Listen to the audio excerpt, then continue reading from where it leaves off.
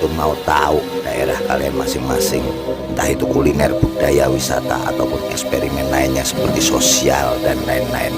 Oke, pokoknya ojo lali, jangan lupa saksikan terus si Manifesto Mau Tahu. Oke, berangkat, gas lur.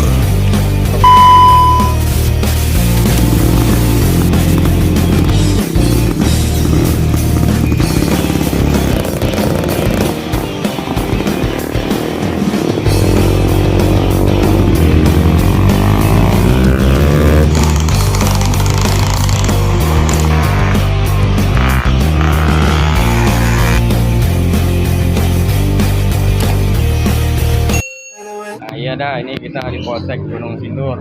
Positif, sudah positif untuk si Lucky atau si Kepu sudah diamankan di Polsek Gunung Sindur.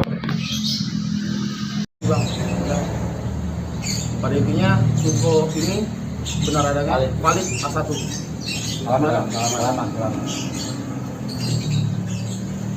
Salaman. Sama orang tua Lucky. Terima kasih buat abang-abang semuanya yang udah mengantarkan di tersangka Lucky alias Kebo ke Polsek Gunung Sindur. Saya buat terima kasih buat abang-abang semuanya yang buat Vespa Sinar Saudara. Ya. Saya banyak terima kasih tentunya. Saya mau coba apa sih bang? Ya. Pada intinya info ini benar adanya valid A1. Salaman. Orang tuanya. Salaman aja. Oke bang. Ya, terima kasih banyak bang. Oke. Ya. Bang ya.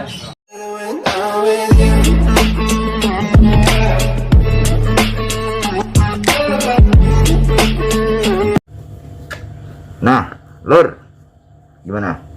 Sehabis kita dari berapa hari yang lalu, kita itu selalu dihebohkan dengan circle komunitas Vespa, dan juga kalau menurut aku tuh orang-orang bertato ya. Itu kemarin ada kejadian di situ. Kronologisnya kalau aku simpulin lihat dari kabar-kabar berita, setelah habis ada kejadian event Vespa KBSS ya di Sumatera, itu acaranya udah selesai, cuma itu ada kemudian kemudian harinya itu dengan selang waktu yang udah berbeda ya, khususnya tapinya, cuma ya itulah anak-anak teman-teman Vespa, nggak tahu sebutannya apa, Vespa sampah sih apa gimana, pokoknya ini buat kita semuanya, circle kita ya, teman-teman kalian itu yang bertato ataupun bervespa, janganlah supaya gimana sih berbuat orang lain itu biar selalu menilai dan memandang kita itu selalu baik gitu, gimana sih caranya ya, jangan sampai terulang kembali tuh. Kalau udah begitu kan jadi semuanya jadi kena, kayak setelah terjadi penganiayaan sehingga mengakibatkan temennya sendiri sampai lewat, sampai almarhum. Itu ada si siapa kemarin, Gilang apa dari Sumatera tuh ya.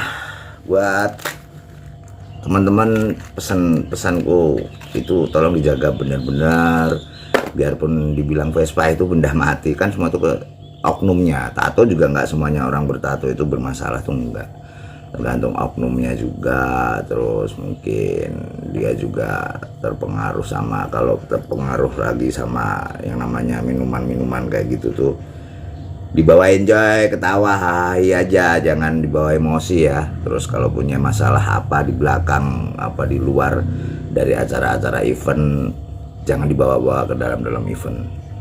Kasihan kalau udah nantinya kalau misalkan lu bawa dalam event ya, udah event bikin susah-susah, izinnya agak ribet, lu tinggal datang nikmatin malah lu berantem lah, lalu sampai kejadian pembunuhan lah.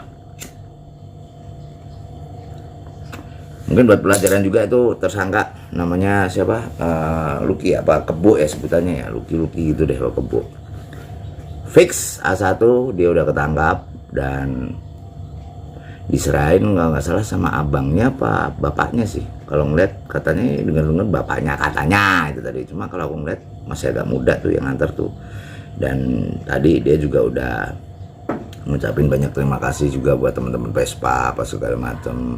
Ya mungkin karena kemarin itu dari surat laporan juga kita belum tahu dari korban apakah sudah melapor tentang kejadian ini, jadi mungkin agak sedikit lambat nyarinya. Tapi termasuk setelah surat keluar siang sore langsung dapat info si tersangka udah langsung diamankan. Itu termasuk oke juga tuh, cepet juga. Makanya thank you buat teman-teman Vespa tuh, khususnya juga ya kalian, pantauan kalian itu bener-bener sangat berarti. Cuma kalau bikin-bikin pantauan, bikin-bikin itu apa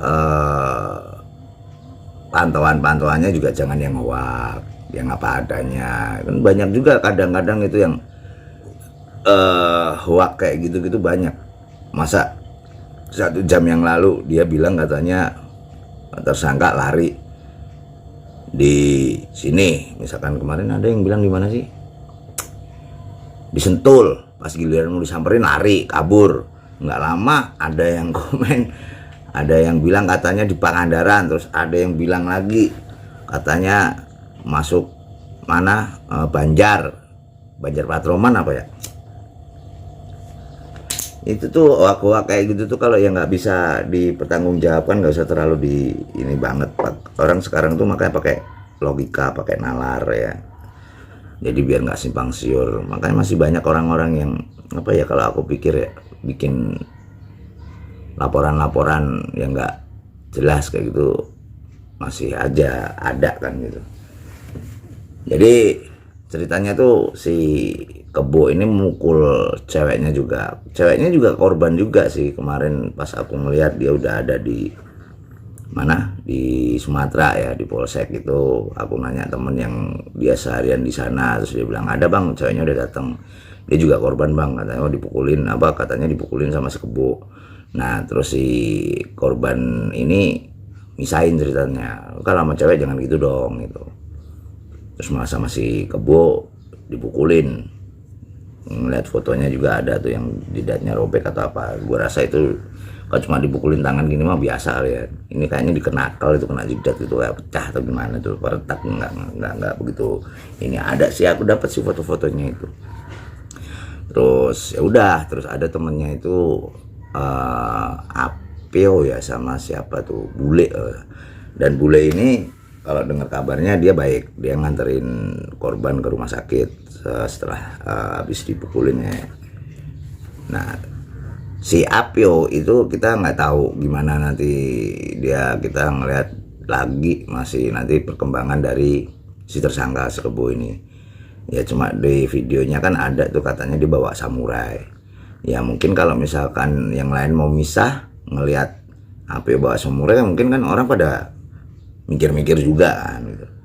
Harusnya nggak harus terjadi juga gitu, buat apa gitu bawa samurai kan. Yang ada malah dikira lu mau ngelindungin. Kalau lu emang nggak bersalah, lu nggak nyentuh jangan lari, nyalain diri aja, ngomong apa adanya ya, nggak bakal dengan ada cara kekerasan. Mungkin itu aja masih, kalau aku lihat masih bagus loh si Kebo ini, dia sepertinya menyerahkan diri ya. Kalau enggak, itu tadi abang-abangannya abangnya bapaknya yang bilang ya kan terima kasih sama Vespa juga, kalau daripada ketangkepnya sama Vespa mungkin malah lebih nggak ngerti juga sama temen-temen ya gitu. Tapi untungnya udah langsung di daerah apa dia, Polsek Gunung Sindur ya. Ya udah, yang penting A1 si Kebonya udah masuk. Dan sekali lagi pokoknya kalau aku minta buat teman-teman yang nyetrit, yang di jalan maupun yang di Vespa ataupun dimanapun itu, teman-teman yang bertato, udah dah, jangan lagi ada yang namanya arogansi. Jangan selalu tato itu dipandang itu buruk gitu ya. Itu enggak semua, itu cuma mudah-mudahan oknumnya aja ya kan. Jadi sekali lagi buat teman-teman berpikir lebih jauh lagi sebelum melakukan apapun itu. Kira-kira apakah nanti bisa melukai perasaan teman-teman yang lain yang mungkin satu circle ya kan, modelnya sama, bentuknya sama kalian itu. Wah nanti kasihan juga, nanti malah dia kena semuanya. Jadi segala sesuatu itu harus dipikirkan lagi matang-matang. Mungkin ya buat si Kebo biar jerak kapok ya, dia udah masuk, nanti biar dia ngerasain gimana sih itu loh. Kita nggak gampang loh bikin apa ya, bikin sesuatu yang sekiranya itu biar dipandang orang itu bagus, itu nggak gampang, nggak mudah. Apalagi udah yang sebelum-sebelumnya, dari dulu-dulunya yang awalnya emang selalu dicapnya jelek, tapi kita balikin lagi gimana dengan perlakuan kita. Yang aku bilang, kalau misalkan jangan sekali-kali pakai logo-logo yang sekiranya udah dibentuk susah mungkin untuk bikin supaya nama tetap baik, tetap eksis dengan bagus. Janganlah cuma kalian punya logo label, apalagi labelnya itu palsu lagi, bajakan lagi. Jangan beli yang bajak-bajakan gitu. Terus apalagi udah pakai baju logo Indonesia Subculture tuh sama Mas Birto, kalian pakai itu, terus jangan sekali-kali bikin masalah lah gitu. Oke, yaudah, thank you banget buat semua dulur-dulur. Sekali lagi makasih buat info-infonya ini tentang pelajaran yang udah terjadi dari tersangka Kebo ini ya. Mungkin aku meluruskan lagi, jadi jangan sampai terjadi lagi yang ke sekian kalinya. Ini kalau aku lihat sih baru 2 kali nih ya, sampai Vespa makan korban 2 ini kayak begini nih. Aku baru melihatnya baru 2 kali. Mudah-mudahan jangan sampai terulang lagi. Oke, thank you ya semuanya. Sehat. Makasih.